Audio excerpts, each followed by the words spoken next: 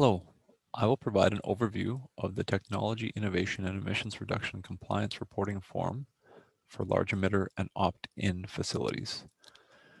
The Compliance Reporting Form is an Excel book with multiple tabs. Its purpose is to collect historic facility-specific information on greenhouse gas emissions and production that will be used in demonstrating compliance with the requirements of the regulation. We'll take the next few minutes to do a brief walkthrough through each of the tabs from left to right. If your book opens in protected mode, please go to the File Info menu to turn off protected mode. Also, please enable macros for this workbook. So we will start at the Instructions tab. Here we provide a brief summary of the purpose of the book and how to configure and complete it.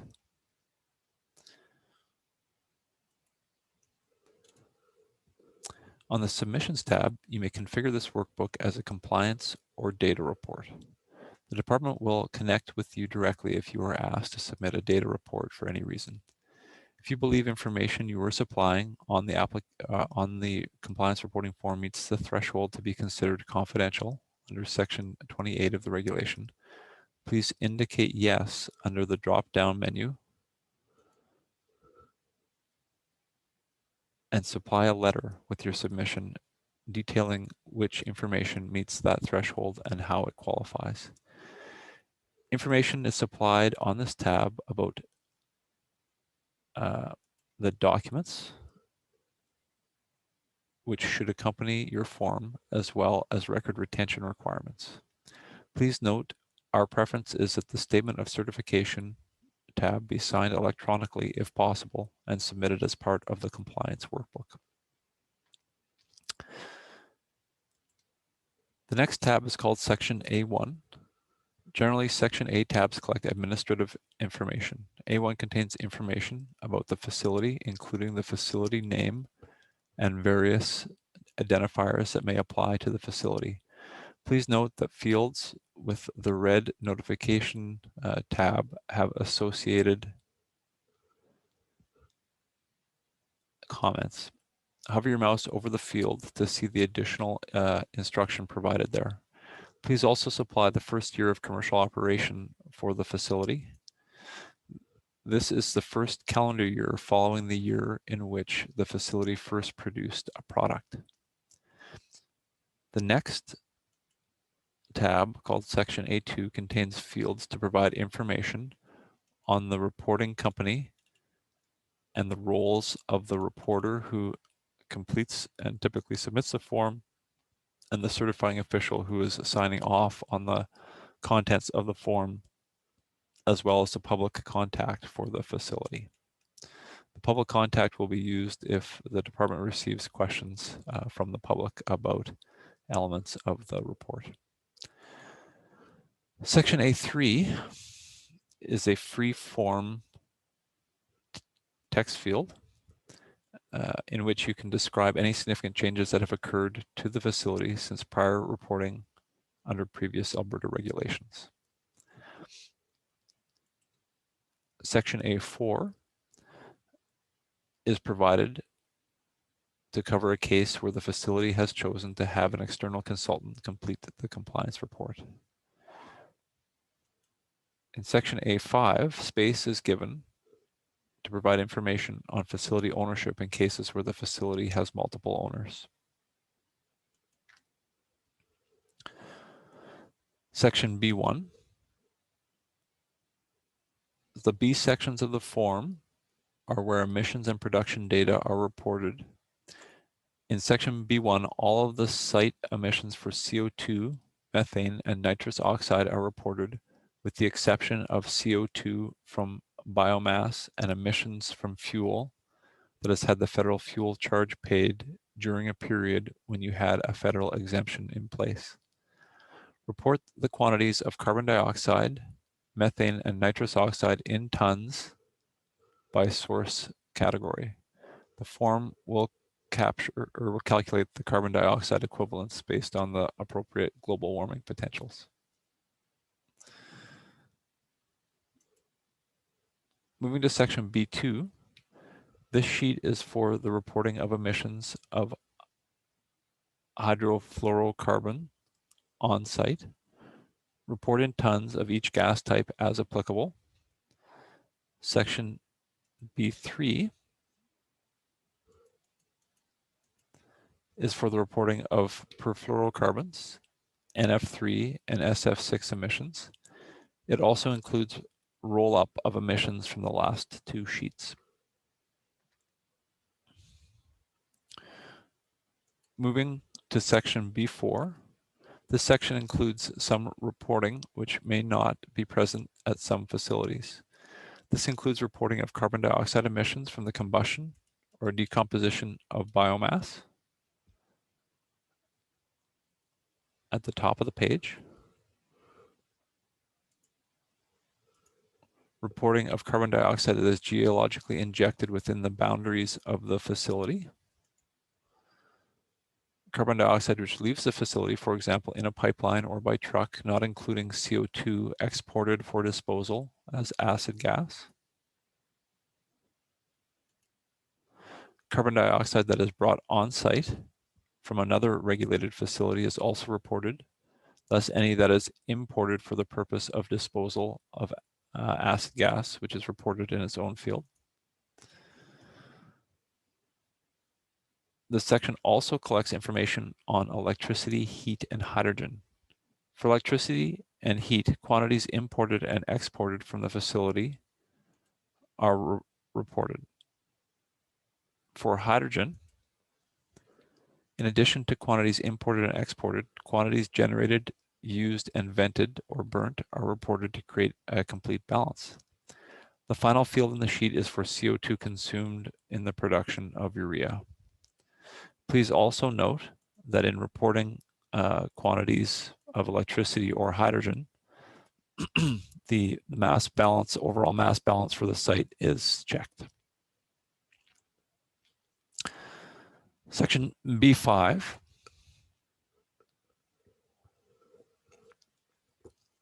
asks you to list the emission sources that you are treating as negligible. Emissions from these sources still need to be listed, but alternative methods of quantification can be used. These are typically small, difficult to accurately quantify sources. See the embedded comment for details.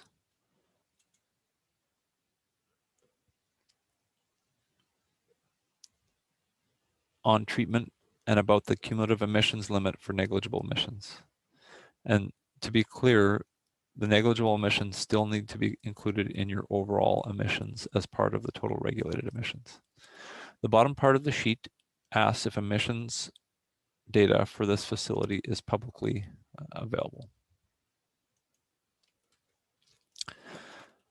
Section B6 is for the reporting of production. Please note that the selection of Alberta Gas Processing Index will introduce a supplemental tab to the workbook in order to roll up the throughputs required to calculate the total Alberta Gas Processing Index product. The selection of a product from the pull down will populate the unit and high performance benchmark fields. For example,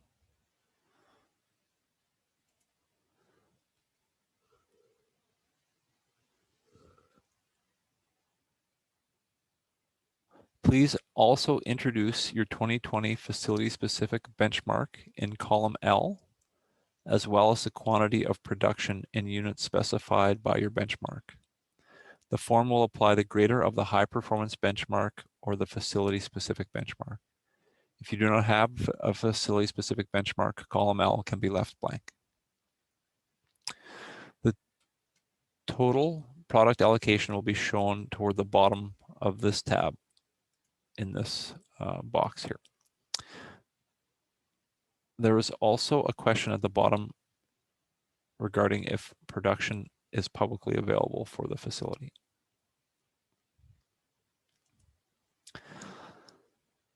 Section B7 summarizes the data that has been supplied for site emissions.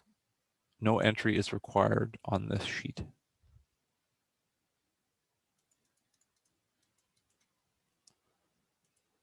Section B8 is for reporting of fuels used at the facility either for energy or as feedstock. Please report whether the quantity is fuel or feedstock, the type of fuel, a description, as well as the quantity and units of the fuel that is used.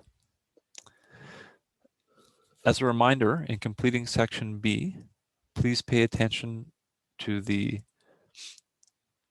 Alberta greenhouse gas quantification methodology document and what the document requires in terms of methods of quantification for emissions and potentially for production, depending on your nature of production. Moving to section E1. This tab provides an overview of total regulated emissions, allowed emissions, true-up obligation, credit usage limits. It also indicates if the facility may be eligible to request emissions performance credits. Section E2 is where you enter the number of fund credits the facility has purchased and is using for compliance. It also asks to confirm that the person responsible owns the credits and is using them only once. Fund credits need to be purchased in advance of submitting your compliance report and before June 30th.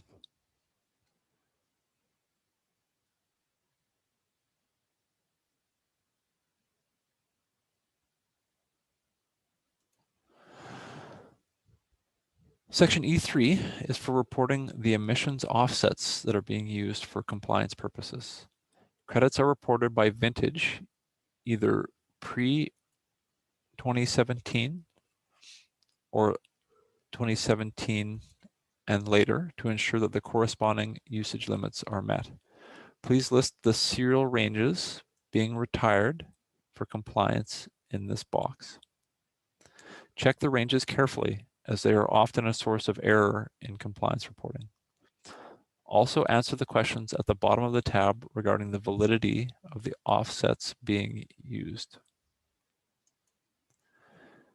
Section E4 is similar to section E3, where section E4 is for reporting emissions performance credits used for compliance. Again, they're separated into vintage for pre-2017 and 2017 or later.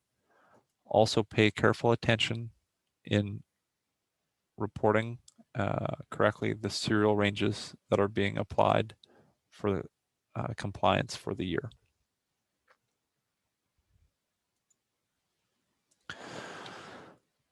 Section E5 provides an overview of compliance actions and confirms if sufficient true-up has been provided. The assessment in this section takes into account limits on the use of credits by vintage. Please address any issues flagged on this sheet before you submit your compliance report.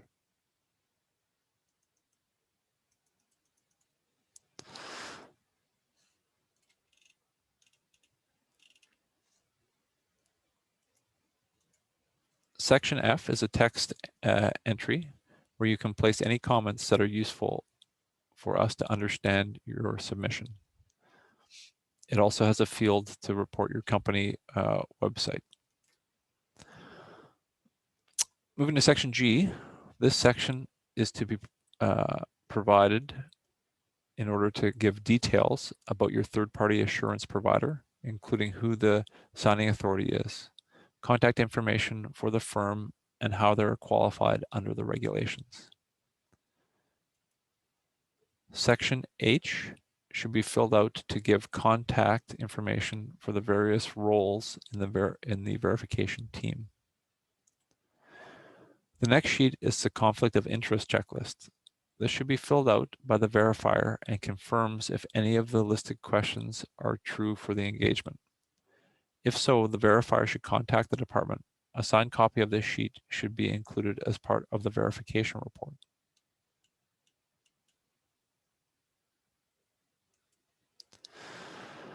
The statement of qualifications should be filled out by both the designated assigning authority and the lead verifier of the third-party assurance provider, where these are different individuals. It attests to the qualification of the lead verifier and third-party assurance provider, and a signed copy should be included in the verification report.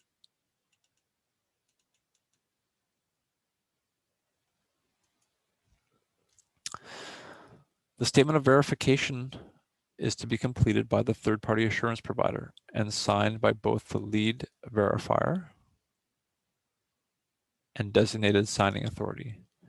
The signed copy should be included as part of the third-party verification report.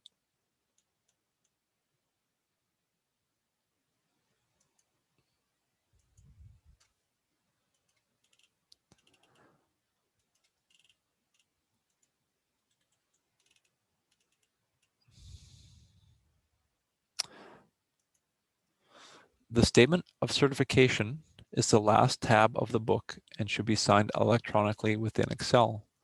To do this, the certifying official will need to set up a certificate. This can be done at no cost through Windows.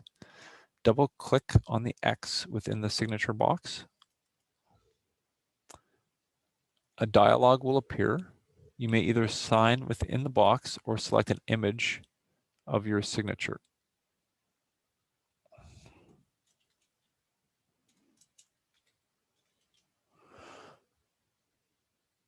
You may also add text under the purpose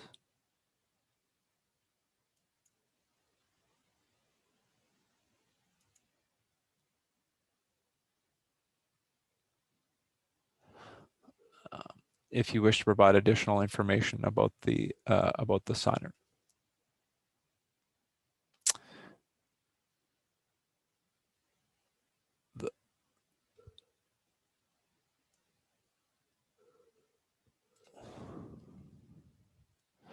The bottom part of the dialog shows who you're signing the document as. The bottom part of the signature here. Further edits to the compliance report will clear the signature. Please do not sign the workbook until it is complete and you are ready to submit it. Again, the statement of certification should be signed by the certifying official.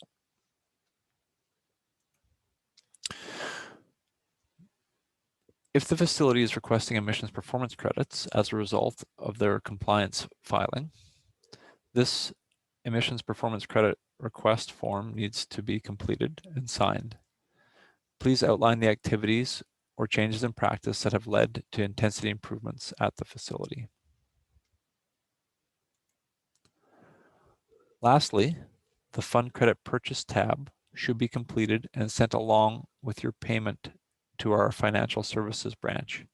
If you wish, you may make one fund payment to cover multiple facilities. Each facility should be indicated in the table at the bottom.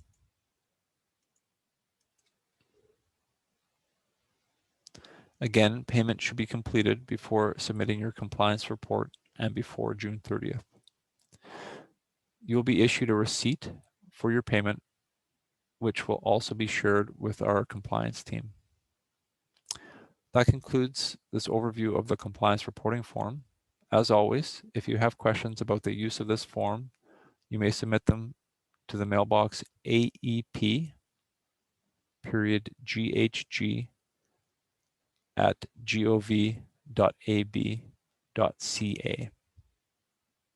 Thank you.